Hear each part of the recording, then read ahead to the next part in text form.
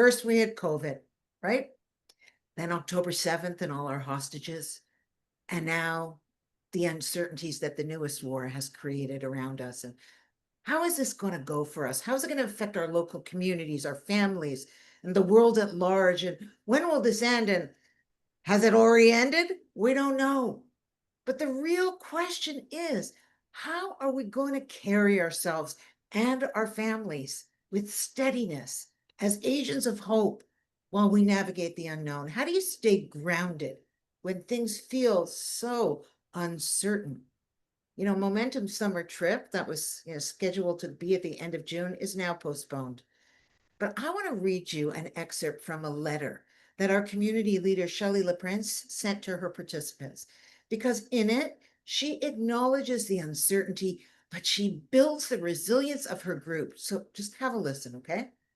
She says, delays are not denials. Sometimes divine timing reshapes plans for greater safety or deeper purpose, but we're still going. Whether it's June 29th or another date, our feet will touch the soil of Israel when it is right. And we are still ready in spirit, in unity, in calling. And we are still covered by faith, by wisdom, and by the God who neither slumbers nor sleeps. This is only a small part of her beautiful note, but what a testimony of emunah, of faithfulness. So thank you, Shelley, for your wisdom and your soulfulness. So tonight, we're going to discuss what it means to manage uncertainty and how we can foster resiliency in ourselves and in our children by consulting with two extraordinary experts. The first is resilience expert, Dr. Deborah Gilboa. Dr. G is a board-certified family physician. She frequently appears on TV programs like The Today Show and Good Morning America, and even Rachel Ray. Popularly, we know her as Dr. G, and she's the author of 5 self-development books, which include From Stressed to Resilience, The Guide to Handle More and Feel It Less. She's also the mom of 4 boys, and her oldest son was a lone soldier in the IDF's Nachal Brigade. And the wonderful Ianna Raim. She's a momentum educator and an executive leadership coach. She's been a credentialed executive and leadership coach since 2010. She's coached hundreds of individuals, including first-time managers, all the way up to the C-suite, right? The CEOs. And some of her clients include Macy's, PepsiCo, Kimberly-Clark, ServiceNow, GoFundMe, Goldman Sachs, and now us. Ianna has been a momentum educator since 2019. She's also a Harvard-trained MBA and a graduate of Brown, and she's got 3 daughters of her own. Hey, Debbie, 3 daughters for your 3 sons. And she has a special interest in empowering and motivating women to realize their potential both at work and at home. So ladies, as professionals and as Jewish mothers yourselves, I think you truly understand the issues that are at hand here. And for those of you listening, please use the chat function. Add your comments and your questions. You can be part of this, and we'll monitor it throughout the whole webinar. But first, how do we comport ourselves in the face of all this uncertainty? How do you become the role model of resiliency for everyone around you? And how do we actually address this uncertainty with our children? So let's begin with the macro, the more extensive global question, and then we'll move into the micro and discuss the parenting component. So I'm going to begin with you, Ianna, and I'm going to ask you this. In the corporate world, which you clearly move in, change and lack of certainty, it's a challenge for leadership and for organizations for sure. So I bet you that there are principles that help gain in the corporate world expertise that will actually translate for us as individuals, as mothers in times such as this. Can you share some of that with me? Absolutely. So first of all, just clarification, it's 4 daughters and 4 sons. So afterwards, Dr. G, I hope we can discuss some shidduchim. That would be really amazing. That was Yeah. my point. Yes, absolutely. That would make me much less uncertain, actually. Um, so first of all, Adrienne, thank you for having me. I really appreciate it. Thank you to Momentum for giving us this space and this place to come together, because I think that really helps to steady us when we can be with like-minded women, with Jewish women. We share a purpose, we share values, we care for one another. And I think our MO is usually just go, go, go. And so I really appreciate being here and being able to settle and to talk about some strategies. So absolutely, there are things that we can learn from corporate, but I want to make one thing very clear. The uncertainty that organizations face do not hold a candle, obviously, to some of the existential stuff that we're facing. Right. Death, all of that sorts of casualties. In the corporate world, uncertainty comes by way of mergers and acquisitions and change in management and layoffs. And now I'm dealing a lot with change in government policies, whether it's, DEI policies or grants that have been canceled. But nonetheless, when I deal with leaders who are very good at handling uncertainty, I notice this. I notice that they have a mindset that I would call realistic optimism. And what that means is that, on the one hand, right, they are not stuck in the bias of everything is great. It's Pollyannish, like it's just everything is wonderful. And they're also not stuck in the bias of everything is awful. It's always been bad. We've got to handle it. It's terrible. And I think Debbie will talk about the brain loves those sort of uncertainties. It's the gray that we don't like. And so what I find is that that is very much a Jewish teaching, right? That is what Rambam means when he says, that's the golden mean, is with very few exceptions, that's what we're looking for. We're looking for the opportunity to, yes, be prepared and be optimistic. And when we can do that, on an organizational level, sure, but on an individual level, what research has shown is that we learn more, we perform better, we are more creative, we're more innovative. We feel better altogether. We're more confident, and so that that flexibility that I see in leaders serves us all individually at our own level.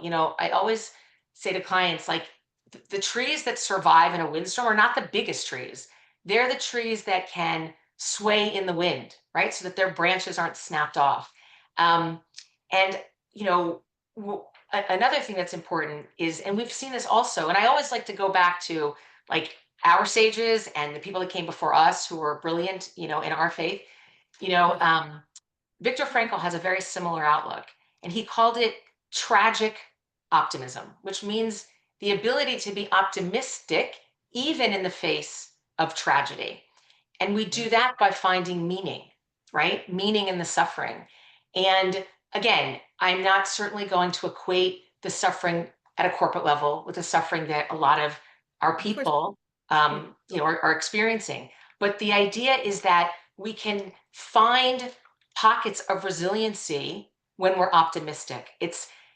Optimism isn't, it's not having hardship. It's this resilient engagement with our hardship. And um, it's not asking why, right? It's not lama, right? It's lema, for what? What can I learn from this? And so I can only tell you on a personal level, Mhm. um, this war, maybe the what or the learning has to do with, I am finding that I spend more time with my kids. I'm finding that I speak more to them about Zionism, about the importance of family. You know, I know in my case, it's meant that I have reached out to distant cousins in Israel and I have reignited a relationship. Um, you know, so that's what I think resiliency is. None of this, again, denies this, we're still afraid, but that is the sort of mindset that I have seen leaders do well, and it can absolutely apply to us as well. So that's fascinating. And when we get back to this, because I want to unpack it a little further. Um, so in a few minutes, I'm going to ask you whether it's a trainable skill. Actually, you know what, Debbie? Dr. G is going to respond to this because I have a feeling that, from through your lens, that this is a brain chemistry issue as well, dealing with uncertainty and how the brain goes into fight or flight. And there must be ways that we can train the brain in responses to bring us to this resiliency and hopefulness that Ianna's talking about. So can you speak to that? I wish we could train our brains to not react this way. We can't do that because it's a safety mechanism. Everyone in the sound of our voices knows what it feels like to face uncertainty. Let me tell you just a little bit about the science of what's happening when we feel that way. Our brains look at the status quo as inherently safe, even when it isn't actually. You might remember from like middle or high school in biology class when you had to take vocabulary quizzes, and one of the words you maybe had to learn was homeostasis. That's our body and our brain's desire to keep everything in a very tight normal range, meaning very little variation, please. And that's true for our internal body temperature. It's true for our potassium. It's also true for our outside situation. So our brain has millions of functions, but one job, and that one job is to keep us alive. The great news is it's currently working. The bad news is our brain looks at every change and says, basically, cool, could we die though? And so our brain has this safety mechanism, like when you're driving in a car and you hit the brakes and your seatbelt locks. Right. You can't turn that off in the car. And you shouldn't, because it's a safety mechanism, even though 99 times out of 100, when that goes off, it's because you were not about to get into an accident. You reached into the back seat to get to something, or your foot slipped, or you thought you saw something. It's not saving you from anything, but we need the safety mechanism for when we need it. In the same way, our brain looks at every change, and the amygdala in the center of our brain puts out these chemicals that, you know, the feeling. It makes your heart rate go up. It makes your stomach maybe feel a little sick. It makes your blood pressure rise. It can make your breathing change. It actually makes your pupils dilate to say, pay attention, there might be danger. Hold on. Are Yes. you saying to me then that this is involuntary? This is not a sign of weakness, or she's not brave, or she's not resilient. It's just a natural function, so that it's a reflex. It's a reflex. It's a reflex. And just like if you came in to see me in the office and I tapped your knee with my reflex hammer, if you're healthy, you'll kick. I want people to really understand that when you hear about change, even good change, like maybe there's a ceasefire, your brain still says, wait, is it safe?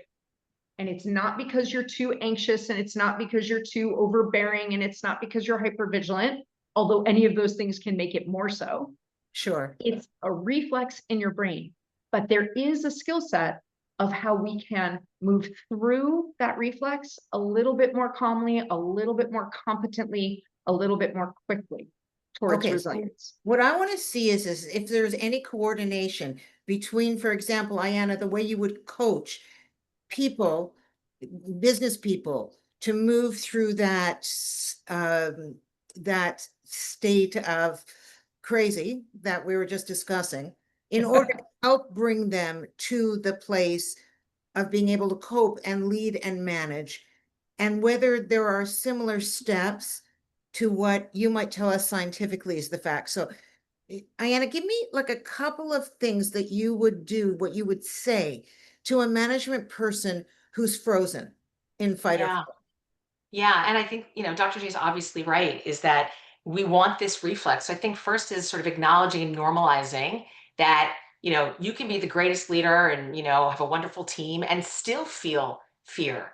And I think some of the things that I try to explain to managers is that, and this comes from, I don't know, Debbie, if you've seen this book, it was like an old book. It was one of the first like seminal self-help books. It was written by Susan Jeffers, and she taught, it was feel the fear and do it anyway. Yeah. And one of the things I took from that, and I often tell my clients, is that, oftentimes we don't fear the uncertainty as much as we fear we won't be able to handle whatever's coming next.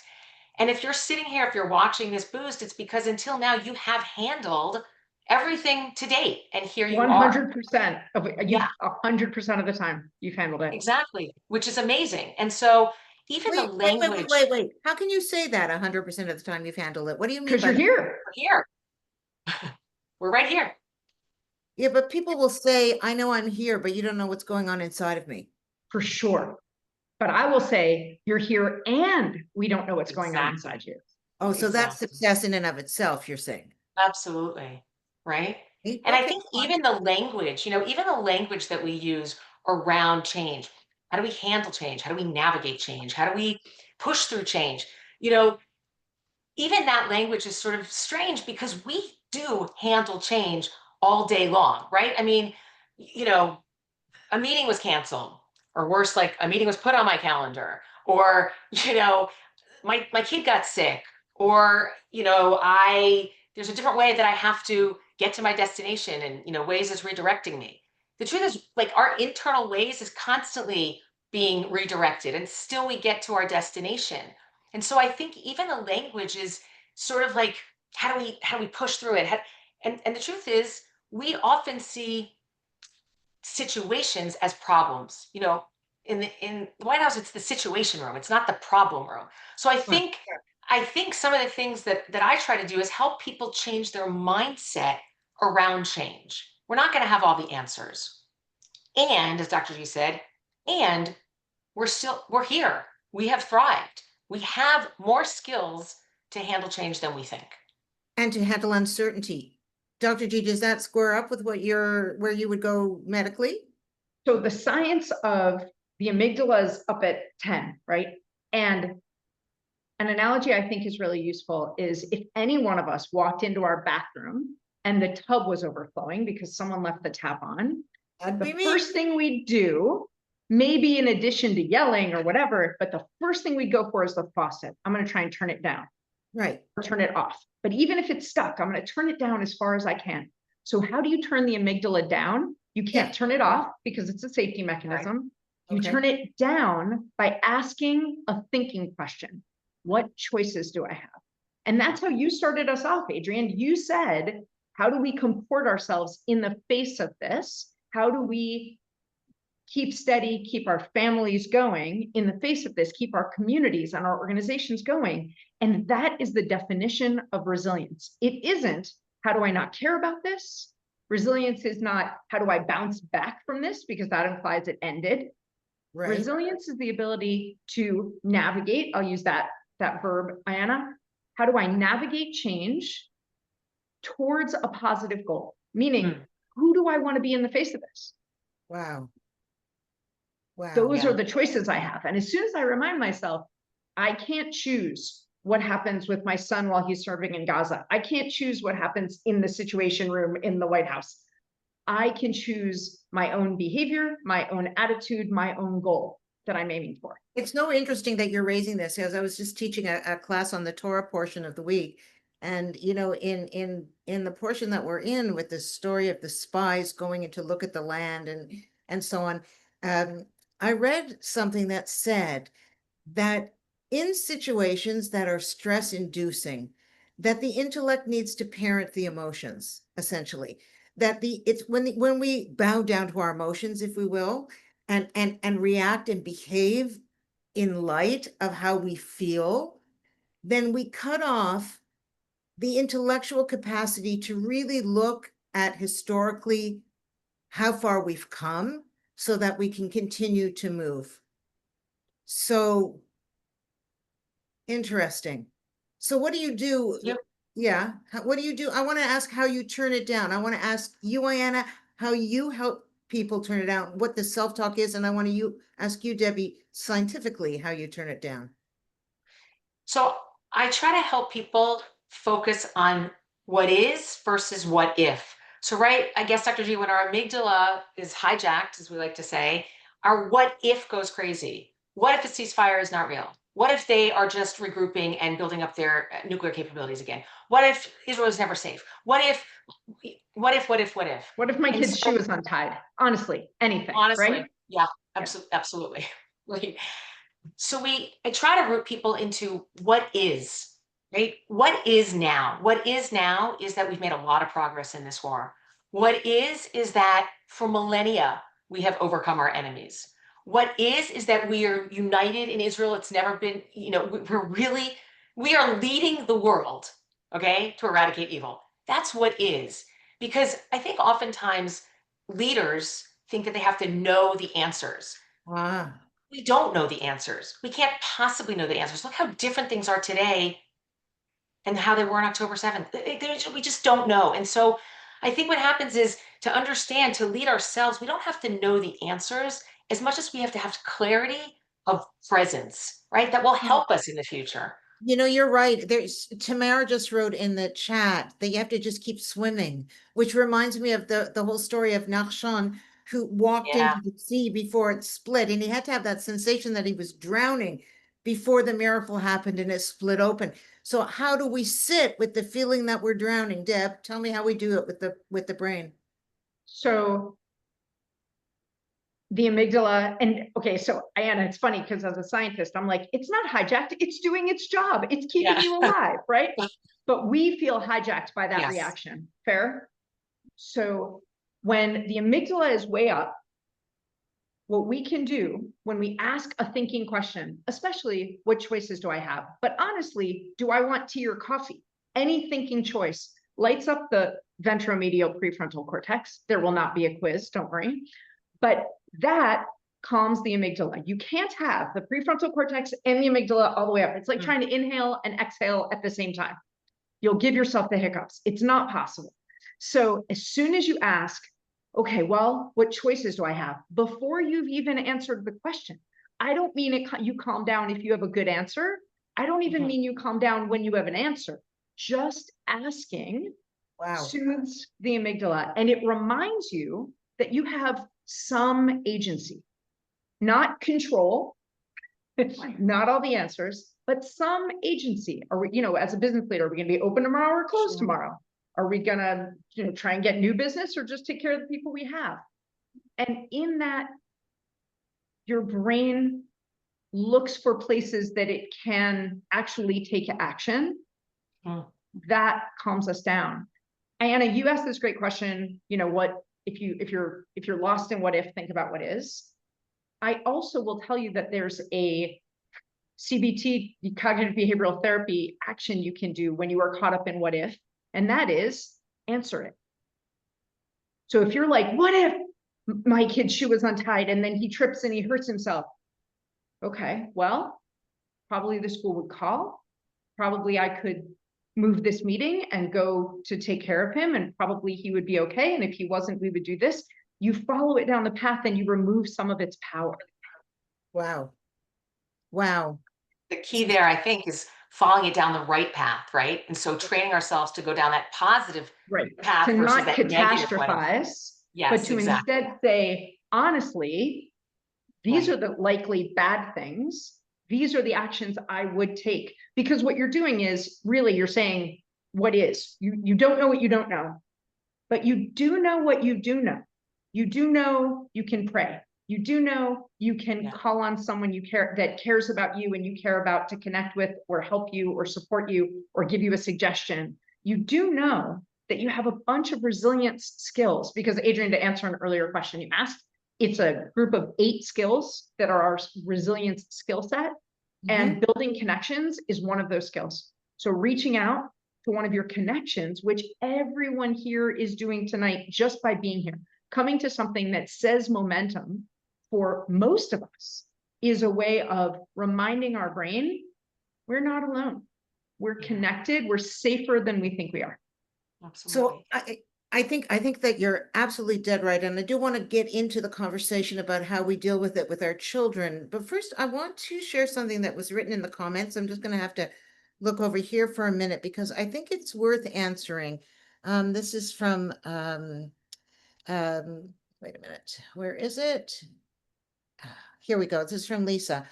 Our body stores the stress, so it's not enough to say that we're still here. So we must be okay. It's not okay to have ulcers from stress and uncertainty. Yes, I think that that's true. And that's why we're having this conversation, which is what you do to turn down the amygdala, or turn down the heat of it. And Annie said that she tries to stay off social media when she's too nervous about the war and anti-Semitism, but her intellect wants to know every detail about it. And yeah, so these are interesting thoughts.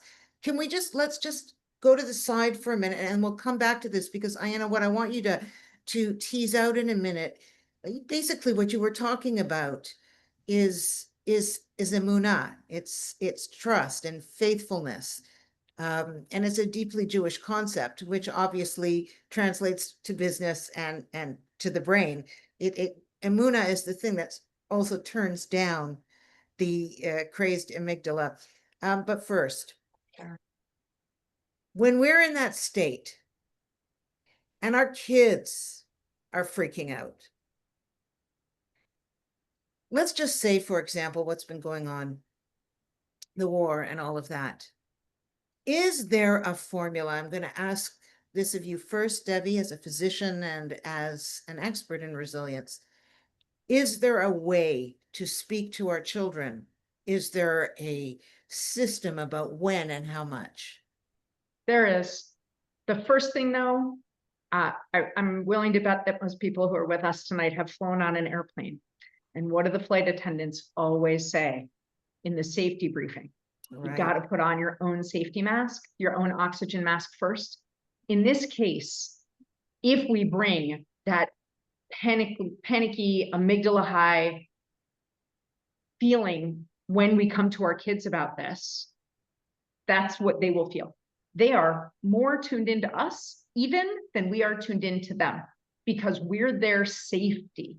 They need us to be safe. And so you remember when you were a kid, if you had something you wanted to ask a parent if you were allowed to do, you could tell by their footsteps as they walked in another room if it was a good time to ask or not. Oh my gosh, especially if my mother was walking up the stairs. I don't know if you can hear me. You can hear that sound. My sister and I still talk about the sound of my mother's feet on the stairs. I know exactly what you're talking about. Sorry, Mom, watching. So as much as we're connected to our kids, they are even more tuned into us. So if you have any opportunity before you bring this directly to your kids, maybe they bring it to you. I get it. But if you have an opportunity to ground yourself for a minute, to turn your own amygdala down by any of the strategies we've talked about or that we will talk about tonight, that really helps. Now, the biggest thing that people ask me is, should I tell my kids if I don't have to? Should I protect them from it? And I'm just going to tell you because I completely agree with the American Academy of Pediatrics, the American Academy of Family Physicians, and the American Psychological Association all say, and that is, if your child is 8 years or older, or if they will probably hear about it from some other source, then yes. You make them safest by letting them know you'll bring to them what they need to know about, and you can handle their feelings and their questions. Doesn't mean you'll have answers. It doesn't mean you'll handle it beautifully every time, but you're not too afraid to engage with them. So that's the who, right? Should we? The how, I want to take a little burden off. And also, this is just a great way to approach kids about a fraught, walking on eggshell topic of any kind. And that is, don't start off by talking, start off by asking. Ask, have you heard anything about this? I would say, hey, there's stuff going on in Israel recently. Have you heard anything about it? Now, if you are watching this from Israel, I hope on a recording and not because it's the middle of the night, and you're like, that's silly. You don't ask, have you heard about it? You say, what are you feeling about it? Tell me what you know so far. Let's talk about this. And just really non-judgmental because our kids are keyed in, waiting for judgment, and really open-ended. And then you listen. You listen to hear what's most on their mind, where their entry point is into this. They will let you know with their facial expression, their body language, their tone of voice, and their actual words, what they need from you about it. But if they don't, if they just say no, or I don't know, then you get to do something really wonderful. You get to give a little information with a value. What does that look like? That looks like, so, my kids are in their teens now. So we're having kind of nuanced conversations. So I said to them, first thing when this happened, hey, did you see what's going on in Israel? And one of my kids said, no, I haven't seen anything. And he's a high schooler. And I said, oh, Israel decided to protect itself by preemptively attacking Iran. That's how I view it. He's certainly old enough and capable if he sees it differently, of saying it differently. But I wanted to talk about the protection. You stand up, he's a young man, you stand up and you protect. You listen to threats and you pay attention and you protect when you can. That protection is the value I wanted to talk with him about in regards to this. But one of the great things as a parent is that we get like 1,000 bites at the apple. So if you didn't give the value you meant to, or if it went off the rails, or somebody got distracted, or you got really upset, it's okay. Short conversations that you come back to are far more powerful than long Charlie Brown teacher speeches. Wah, wah, wah, which is what they hear. It's very interesting. Ianna, I don't know if this is, I have worked in organizations in my life where the C-suite, if you will, protected the children and the anxiety that employees feel when things are changing and they don't know what's going on. I mean, fortunately, in Momentum, we have so many, all staff meetings and town halls, and we know what's flying all the time. But I've worked for places where most of my anxiety was I was waiting for the other shoe to drop, and I was treated like a child when I was very much an adult. So in some ways, it sounds to me like this has got to be part of management training as well, Yeah, I mean, you're talking about like leadership 101 is being transparent, right? It's not oversharing, but it's not keeping things away from people because you don't consider them adults. Now, with our kids, and I know it's very different. And thank you, Debbie, for letting you know there's lots of bites to the apple. So all the mistakes I've made, it's still okay. I have older kids, who are often telling me what's going on. But I'm wondering, and I think this does apply to leadership, is that helping kids understand, so I'm asking really, but helping kids understand that not only are their emotions valid, but that it's okay to have those emotions without jumping into solutions mode. Because that's what happens with managers. Managers often take projects or problems away because they don't want to see, sometimes they don't want to see their reports flounder. So they jump into solution mode. Let me take it off your plate. Let me do it for you. That's too much for you. I'm not going to delegate. And so I see that sometimes maybe as parents, we try to do the same thing, which is just solving, as opposed to saying, it's okay to have that emotion. It's not all of you. It's how you're feeling now. And with my own kids, and this is even as they're older, right, is I try to help them with their language. So if someone says, I'm so anxious, I try to help them understand that, it's different to say I'm so anxious rather than I'm feeling anxiety right now, right? So to help them with their language. So again, they can see that this is not all of them. They have other feelings, and that sometimes it's okay to be in discomfort. It's okay to be bored or unhappy or uncertain, right? And so I think it's true in both corporate and in parenting, is that we can't solve for everything, and to get used to that. Anna, I think what you're saying is really important. And I hear a couple of things I really want to highlight. One is we do want to manage. We just want to fix it for them. And one of the ways we try to do that, which is a real mistake in communication with anyone, is we tell people what to feel or what not to feel. Oh, but you shouldn't be scared, right? How many times did my grandmother say this, but you shouldn't be scared, right? Telling people how to feel or how not to feel is disrespectful, but also entirely ineffective. So whatever moral judgment you want to make or not make about it, it doesn't work, right? Adrienne, if your boys had said to you, but don't worry, mom, you immediately worry more, right? Like you ratchet up your vigilance because obviously there's something, if you weren't worried, you were missing something. And if you were worried, you were right? So as parents, we want to fix it or we want to fix their feelings. And so to your point, exactly, Ianna, this idea of just saying like, it's your feelings are real and it's okay. And then they see that we're not scared of their feelings. Okay, so this is brilliant. And yet so many of us are scared of our own feelings. And our kids' feelings, totally. Feelings. I want to read you a couple of things that people have written here in the chat because they're fascinating. Heather said that she loves the idea of getting ahead of the narrative with her teenage boys. I feel like to try to mentor them as well as guiding them, which is an interesting thing. And Hillary wrote that she had a friend who got herself worked up about what might happen to her daughter more than a year in the future. Things change and the situation she thought would happen to her daughter didn't. Yeah, well, the thing about parenting is the thing you worry about is never the thing that comes to pass. I mean, we know that that's a Murphy's Law for definite. So ladies, let me ask you, let's take this back to self-talk for a minute, okay? Let's take this back to the things we can say to ourselves, whether you're coming at it, Ianna, as a mother, as an executive coach, or as a Torah educator, Deborah, whether you're coming to this as a physician, as a resiliency expert, as a pundit on television.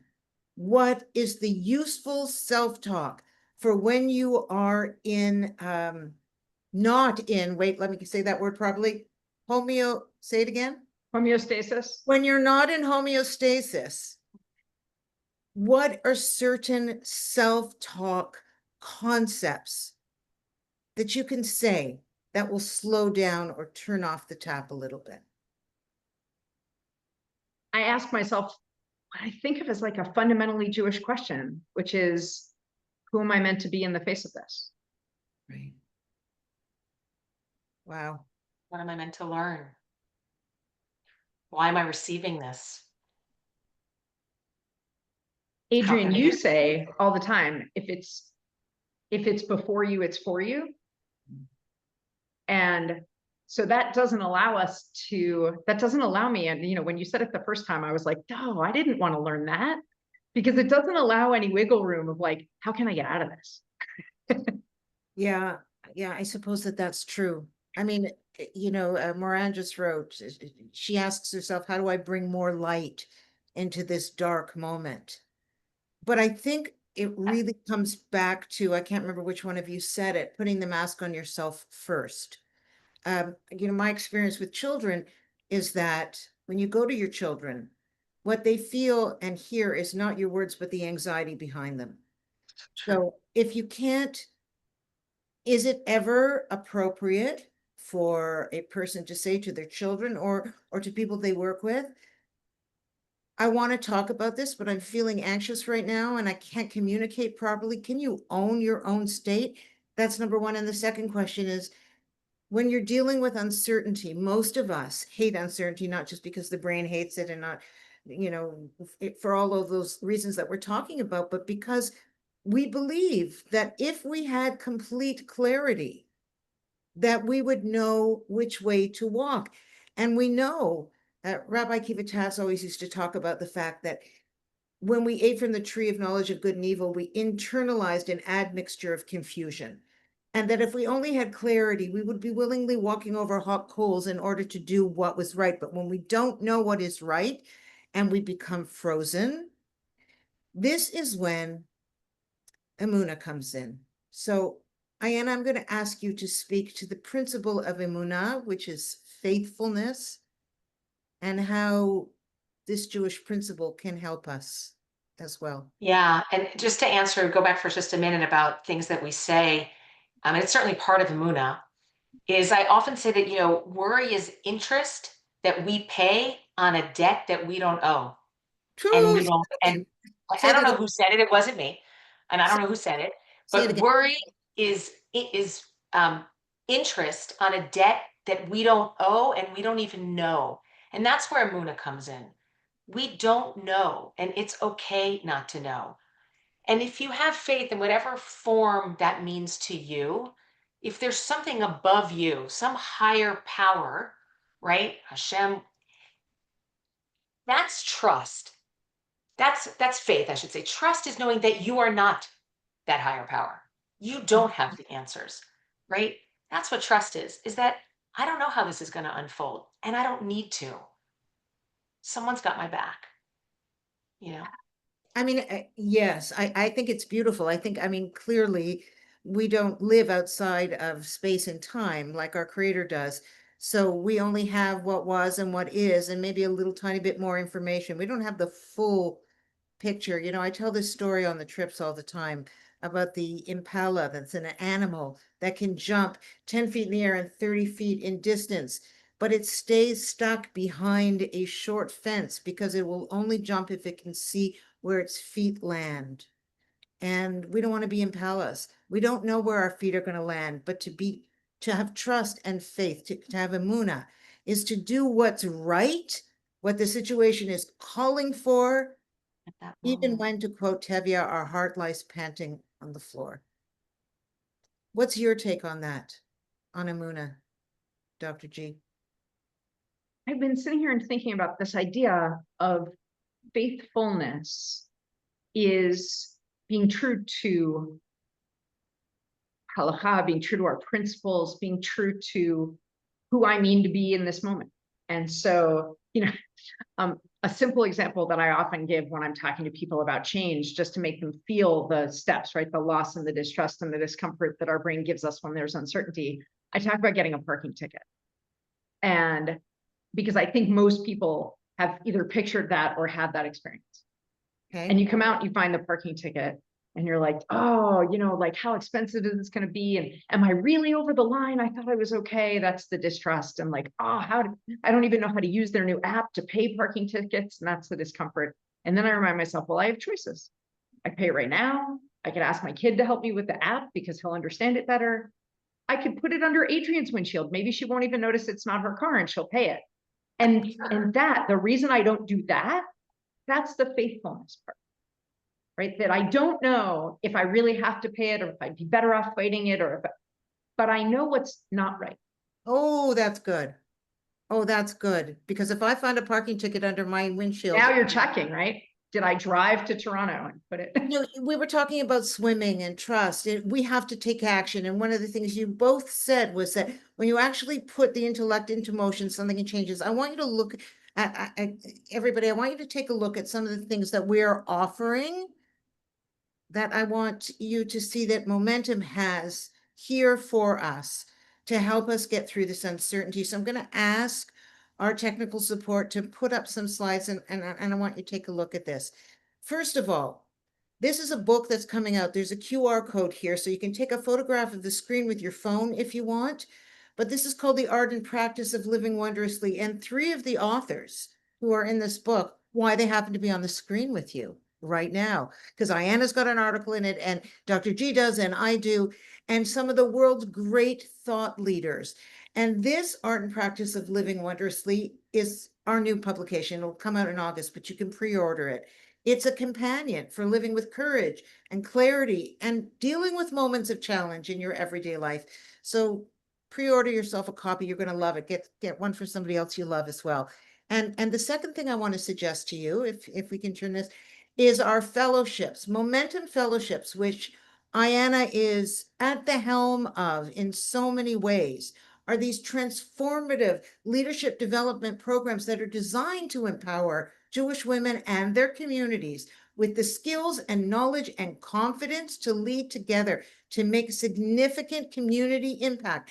They have like a 3-day in-person summit, which is amazing. And then there's small group coaching, and then there's fellowship next after that. In Chicago from September 7th to 9th, the registration is open now. There's a QR code there. You want to go to this.